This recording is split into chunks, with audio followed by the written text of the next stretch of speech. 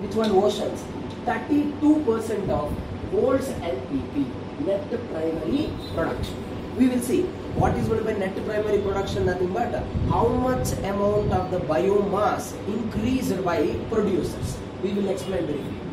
Now, how the marine ecosystems are separated from the freshwater ecosystem.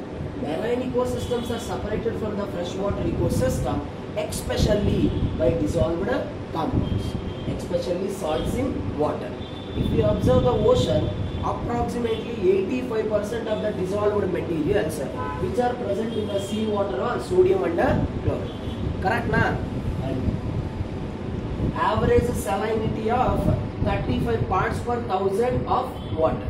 Now, like just now we said, most of the organism called terrestrial ecosystem as their home. In a similar way, some of the organisms they will call marine ecosystem as their home. Example, brown algae.